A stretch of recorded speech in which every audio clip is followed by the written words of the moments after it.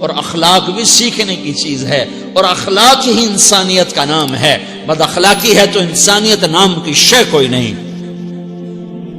میرے رب کو زیادہ تسبیحات کی ضرورت نہیں ہے، یوں ممبر پہ بیٹھ کے لمبی تقریروں کی میرے رب کو زیادہ ضرورت نہیں ہے۔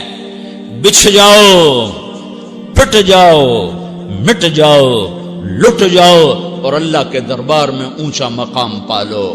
لوگوں کی سہنا سیکھ لو، لوگوں کے زخم سہنا سیکھ لو، لوگوں کی لگائے ہوئے نشتر، لوگوں کے لگائے ہوئے زخم چھوڑ دو رسنے کے لیے، چھوڑ دو گھاؤ بننے کے لیے، چھوڑ دو انہیں گہرا ہونے کے لیے۔ یہ جتنے گہرے ہوں گے اتنا تم اللہ کو محبوب نظر آؤ گے۔ تو بچا بچا کے نہ رکھ اسے، تیرا آئینہ ہے وہ آئینہ کہ شکستہ ہو تو عزیز تر ہے نگاہ آئینہ ساز میں۔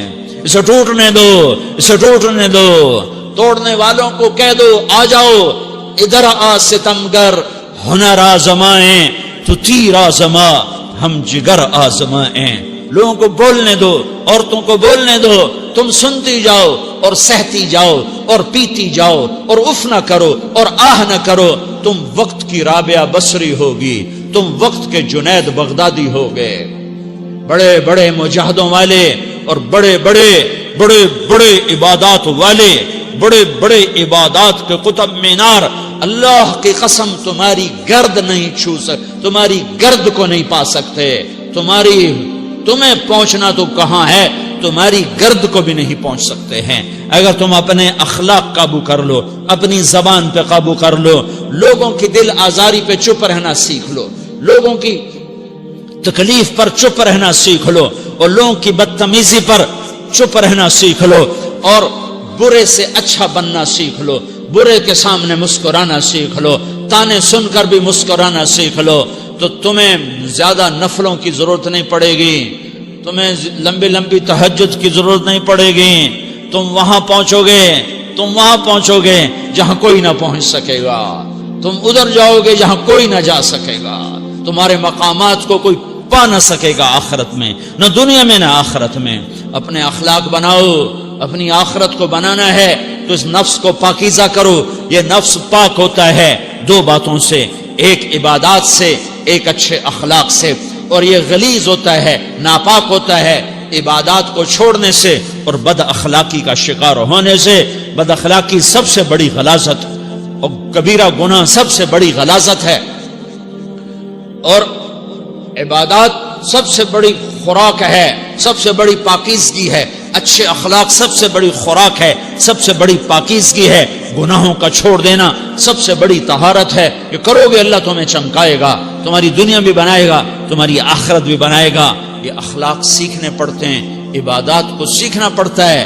اللہ کے راستے میں جاؤ، اللہ کے راستے میں پھرو، اور اپنے اخلاق بھی بناؤ، اپنا ایمان بھی بناؤ، اپنے کردار کو بھی بناؤ، اور مرتے دم تک یہ محنت کرتے رہو کرتے رہو کرتے رہو۔ کرتے کرتے موت آ گئی تو جو ادھورا پن ہے اللہ دور کر دے گا، جو ادھورا پن ہے اللہ دور کر دے گا۔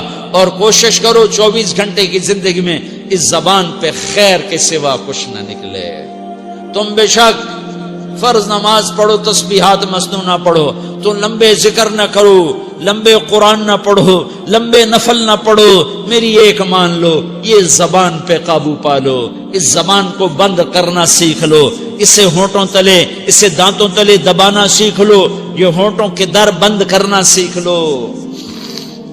یہ مدرسے کے طلبہ نظر آ رہے ہیں، ان کو شیطان کوئی دعوت دے گا شراب پیو، ان کو کوئی شیطان دعوت دے گا کہ جوا کھیلو، ان کو دعوت دے گا غیبت کرو، ان کو دعوت دے گا فلاں کی برائی کرو، ان کو دعوت دے گا اس کے عیب ڈھونڈو اور اس کو چسکے لے لے کر بیان کرو۔ یہ اس گناہ کی مار دیتا ہے، اس میں ایسی مار دیتا ہے کہ نمازیں صاف ہو جاتی ہیں، عبادات صاف ہو جاتی ہیں، علم صاف ہو جاتا ہے، تبلیغ صاف ہو جاتی ہے۔